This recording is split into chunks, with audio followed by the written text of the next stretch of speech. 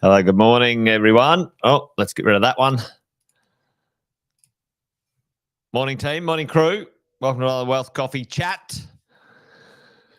Hope you're all awesome and well, wherever you are. A few of the early birds up and at it already. Hey, David. Morning, mate. Good to see you. Jeff's been out and about making money at the casino, Jeff. Well, there you go. All right. Shashank, morning. How are you? Afshin, morning, mate. Good to see you. And there's Tim in the house and Deb's here too. Hey, hope you're all well. Good to see you online this morning, crew. Well, things are warming up. We'll do the intros as we do sometimes here and there. Jason Witten's my name. Most of you know that. But if you're new, if you're wandering by, if you're finding us accidentally or something like that, then hello and welcome. Good to have you here. Let us know what you're doing, where you're coming from. You might have joined our coaching and mentoring program, or you might be just wandering by, whatever it is. Welcome to a Wealth Coffee Chat in the mornings, where we do this sort of about 10 past 8 each day. The last week, it's been a bit bitsy, hasn't it? You know, but back in the saddle this morning. But what we try and do is work out a bit of fear from fact, bit of good information, so we can make great decisions for our long-term wealth team about property investing. So welcome along. You're in a good spot. Let me know if you've got any questions in the chat. Always happy to answer them. Maybe not today if we're on a roll, but maybe tomorrow. Yeah, there you go. We've got Luke here too. Morning, Luke. Tim, you've got the lurg. Yes, it's getting around. Yeah, my wife Shay's got the lurg too, and it's terrible. She's been coughing for a week. Hideous. Morning, Donna, all the way from the sunny coast. Aaron, good to see you, mate. Good to see you. Well, the other night, folks, got a chance to chat to everyone in our coaching and mentoring program at our mentoring night. There was a few hundred people online, which was awesome. And we talked about some of the drivers of property values, some drivers of the past, some drivers of the future, not necessarily obvious ones, to be honest. We got Alex all the way from Cairns. Morning, Alex. There you go, Sonia. Great to see you online. Yeah, it's been a bit here and there over the last bit. Are we going to go into another property boom? I think we will be seeing a boom or a growth period driven with something a little different, Afshin. And that's probably what I want to talk about today, today, the next drivers of the future property activity, and what is driving that from the past, and what will drive it in the future. The other night when we caught up at our coaching and mentoring program, I talked about a few things, and let's go into that this morning. A few things that I had a deep dive on some data, some stats from the past. Number one, right, inflation controls. And this is starting in 1990, folks, so the past 30 years. And just give you a little bit of context on the conversation. In 1990, what happened in the Australian property market, the real estate market, and what got set up for driving our values into the future? Well, inflation controls. We got inflation down from sort of 9 to 3%. That was fantastic. Interest rates went from 17%. We had a 30-year decline, folks, from 17% to a low of 2%.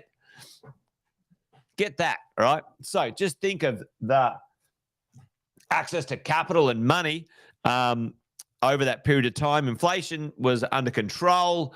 It was, pretty steady. And we had a massive resources boom. Resources went ballistic for about 20 years. The last 5 or 6 years, not as crazy, but it's kicking on again in Western Australia. If anyone knows anyone from WA, give them a call and say, hey, what's going on over there?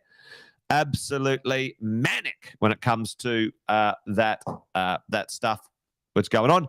And the urban sprawl. We had 10 million people enter the country over the last 30 years, 10 million people, and land content shrunk from the sort of the 1 acre lot, down now. Tell me in the chat, a 1 acre lot back in the day, or was it a 1 acre or a half an acre? Remember back in that day, you had half an acre, right? For land content. What's the average piece of real estate these days, folks, when it comes to the size? What's a good size of a piece of real estate? Tell me in the chat what's of late. And it's not a bad thing, to be honest. I think it's a perfectly fine thing. But if you're getting a good piece of land these days on a brand new house, what's the size? Because if you say a half an acre, yep, exactly. So half an acre, let's do half an acre. Half an acre, folks, is 2,000 square meters, right?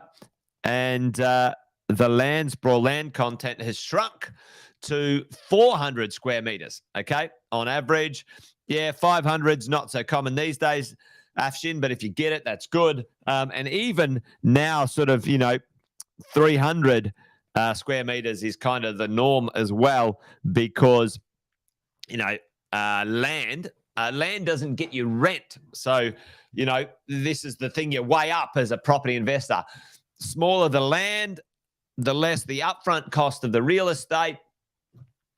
Maybe the bigger, the better the house. I would spend a bit more on the house than I would on the land for me, because for most property investors up front, it's about cash flow, not the capital growth. You can't use the capital growth to, fund your mortgage, can you? You can't do that. You used to be able to do that back in the day, but these days they've got it locked down tight when it comes to that stuff. So that's the past 30 years, and I dived deep into that on our mentoring and coaching program. I'm not going to dive into that part today, but suffice to say, on average, the Australian property market across the board increased about 500%. What does that mean? The average house price went from $200,000 to about $900K across Australia, okay? Now, different cities went at different rates, but, what is the big question is, what's going to drive the next 30 years of property values? And I think, to be honest, in the next 10 years are going to be super interesting. And Afshin said, all right, what do you reckon, folks? Have we got another property boom on the horizon? Now, I wouldn't go property boom. That's not really how I would talk about what's going to happen, folks. But I think we're going to have some drivers in the property market that are going to really push things along. Really push things along, folks. It's going to be huge. Supply and demand. Tell me in the chat, which one of these is in control right now? Which one is the highest? Demand or supply? Which one's high and which one's low, folks? I mean, this is kind of a loaded question. Most of you should know this, unless you've been living under a rock, by the way. We have got some real challenge issues right now in the market. Supply and demand. Tell me, demand is high. Absolutely all day long. Demand is high. Opposite way round with supply, Afshin, and when we're talking about residential real estate, all right? Demand is up. Demand is high. And demand is coming from what? Okay? Our biggest population boom in a single period that we've ever had in Australia's history. Close to 1 million people have returned to the country. Yeah, immigration. That's it, Luke. Boom. Massive population boom, you know, and it's not from us having babies, unfortunately. Well, fortunately, I don't know. Is it fortunate? Unfortunate? I don't know. Anyway, a lot of people, close to 1 million people have entered the country, physical bodies, in the last 12 months, right? And so at the same time, our supply chain of residential real estate is at the lowest per capita, per head that we've ever had in history. Now, from an approvals point of view, the worst approvals and completions for over a decade. So anyway, it's a disaster. It's the lowest. And that's showing up in things like the vacancy rate, folks. Our vacancy rate right now across the country, 0.08% across the whole nation. Folks, that is the lowest vacancy rate in Australia's history ever recorded. Right. So we have this issue and it's not going to get fixed soon. That was terrible English. It's not going to be rectified anytime soon, is it?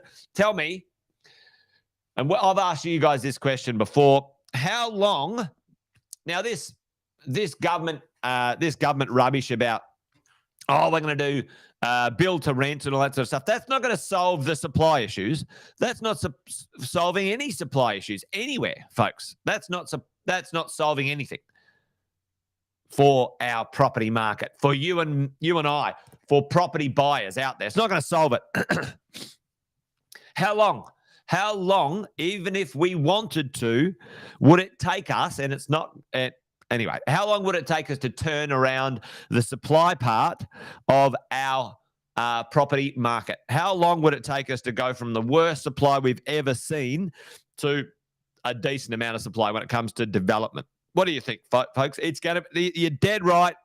The next 5 to 10 years, it's probably going to take us 5 years to get ourselves on track if we're lucky. And I think it's going to kick on 50 years for sure.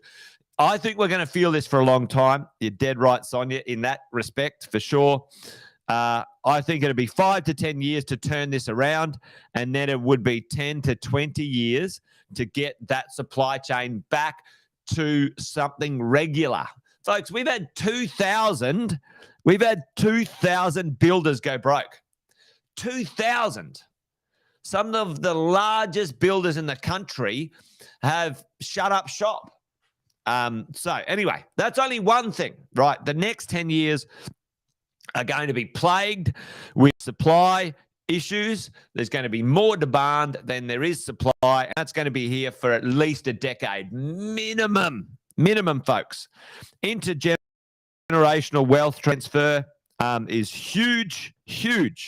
Flight to quality in live, work, play, which means people don't want to live a million miles from nowhere. Okay, and the younger generation are here. This is the one I want to talk about today: the intergenerational transfer of wealth. For those who were with me the other night at mentoring, you guys have seen this. Over 4 million Aussies are set to retire in the next 10 years. What does that mean in dollar terms? Some of you have already seen this. That is $3.5 trillion worth of wealth over the next 30 years, right? So between now, 2020 and 2050, folks, right? We are going to see a huge amount of wealth. Yep, exactly, Tim. There's the cost of buildings going up. We haven't got enough people to build. Now, there's obviously some hairy stuff going on in that space for us as investors too. We have to manage and negotiate how we acquire and purchase real estate. I actually think there's I 100% know right now there's a window of uncertainty in the market because people don't understand what's going on because they're worried about interest rates, which, for some people that's a big concern. For you and I, if you can buy a property, you should be right now because you wait till the interest rates drop a little bit, folks, and, the rest of the market wakes up again and gets back in. You ain't seen nothing yet. So prices are, constrained at the moment, and they're only going to go up later on. And end of story. So there you go. Yeah, you're right, Chris. Time to adopt a retiree. You're dead right. I saw another one the other day saying that, that a large amount of business owners, are going to sell their businesses also over this next 10 to 20 years. So it's going to be huge, folks. Anyway, it's going to be massive. And $224 billion a year for the next 30 years. What, put that in context. That's huge amounts of money, folks. Put that in context. We put $291 billion into the economy during COVID. So 291. So we're going to kind of do almost a COVID injection of wealth into the economy every year for the next 30 years, 3.5 trillion. My question to you is, where is that going to go and who's going to spend it? What are they going to do with it, folks? What are they going to do with it?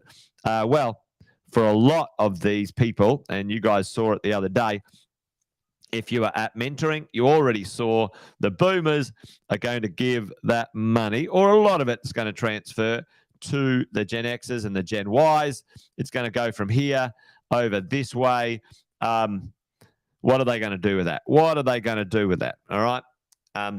Do you reckon if they're going to inherit significant amount of wealth, they might buy a caravan? You might be right, Luke. Tell me. And I'm seeing this already because we've got a residential property office up in Brisbane. We see a lot of this stuff.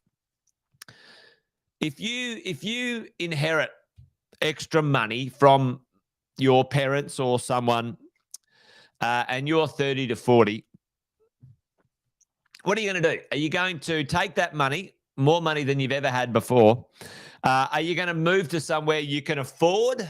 Or what type of property will you buy when you've got extra money than you couldn't before? I'm loading this question up, right? Yeah, I think the government will try and get their fingers on it for sure, Chris. They'll have a crack at this this stuff for sure. But tell me, team, when you come into a bit of money, when your wealth increases, do you move to somewhere? Budget constraint? Like, what's the general gist?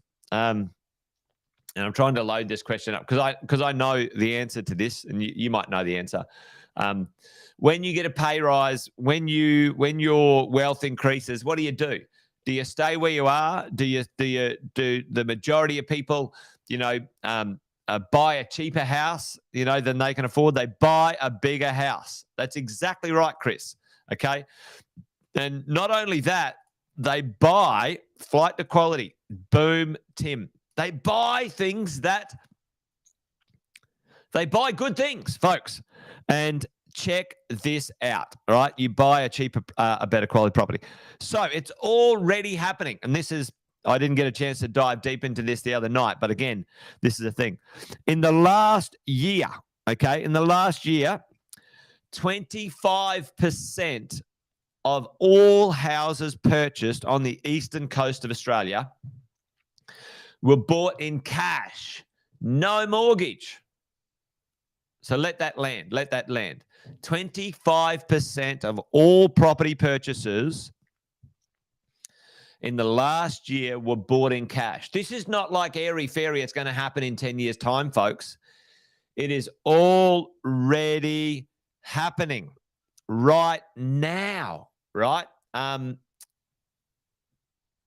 People are moving and buying. Check this out. Broadbeach in Queensland, the Gold Coast, all right? Fabulous place for a lifestyle maneuver, right? The largest portion of properties last year in Queensland, right, were bought in Queensland, and the average purchase price was 900 grand, 900,000 in cash. It's happening, folks, already. People are either right-sizing, right, that's a new word, right-sizing, or downsizing, or passing cash on to family members. And what are they doing? Check out this stat. Dwelling sales over $2 million. Let's drill into that for a second, right? Oh, that's terrible. All right, should get a better quality photo of that. In 2021 and 2022, on the eastern seaboards of Australia, which includes Gold Coast, Brisbane, Redland Bay, you know, New South Wales, etc., Canberra, Victoria, the number of properties purchased for $2 million or more is the highest we've ever been. 66,000 for over 2 million. 2021, 60,000 in 22. It's huge. Huge. And the wealth, people's wealth increased pretty significantly as well. This average wealth here, the 5 million wealth in that arrangement. So, folks, pretty massive when it comes to, I think I got this. And you can see in the capital cities as well. Look at this. And this is the percentile. So it's a third, right? It's broken into a third. Check out places like Sydney. The capital growth, the change in house prices, or the median value, or the median value, folks, in Melbourne and Sydney, it was the more expensive properties, right? So this is something I talked about the other day. It was the more expensive properties that are driving the price range, or the median price change, right? It's not the cheapies. Maybe there's nothing cheap in those cities. Who knows? You know, but, you know, and Brisbane wasn't far behind, right? The rest of Australia, sort of Adelaide, you know, cheapy end of town, Perth, cheapy end of town, and the rest of them kind of, you know, flat or down. But in the two big cities, the most expensive properties drove the property market, and people are wealthier than they've ever been before. Mind-blowing. Anyway, there you go. What's the takeaway? What's the takeaway today, folks? For us as property investors, the takeaway is this. What drove the past 30 years is not going to drive the next 30 years. Quality, the quality of your real estate, the quality of the location of your real estate, and land content, right? So I think you should be driven by a portion of land content in your portfolio, but also location and quality of lifestyle is as important these days than land content. So what I do, I balance up my portfolio. I'm a little bit weighted towards location rather than land. I would say if I did the math, I'd be 60% on apartments and townhouses in my portfolio compared to houses. And that's changed over the years because of the quality of what you can get in a really nice apartment compared to a house for the money, folks. Anyway, there you go. Buy a high quality property. Dead right, Luke. Yeah, I think it's going to be a real boom, actually, Sonia, for the real estate industry over the next 10 years, or, well, maybe over the next 20 years when it comes to this changeover of real estate. The government needs to get their heads out of their asses when it comes to the cost of changing over, when it comes to stamp duty and capital gains tax. But, those greedy pricks, they're useless when it comes to any vision about that. Well, I'll talk about that another day. Anyway, I'm rabbiting on now. You guys know the drill. What's going to drive the future is quality. What drove the past was quantity, right? And money is going to be, it's going to cost us between 4 and 6%. That's what's going to happen. So what's going to drive it? It's not going to be cheap interest rates. It's not going to be a 30-year fall, folks. It's not going to be a 30-year decline in interest rates. That's not what's going to drive the house price. What's going to drive it is this transfer of wealth, and people want good things to live in. That's what's going to drive it. That's my call. You guys know the drill. Anyway, I've gone over time, but that's it. We're done and dusted for today. Join me tomorrow. I'm back on the morning coffee chats. Around about 10 past 8 for another one. There you go. I'm done. I'm dusted. Thanks, folks. Good to see ya. Remember, there's a couple of sayings around here. This thing's a marathon, not a sprint. It's going to take time. And if you buy well, you don't have to bloody sell. So just buy well in the first place. All right? That's what I'm talking about. Anyway, done. Dusted. Thanks, folks. See ya. See you tomorrow if you're up for it. Bye-bye.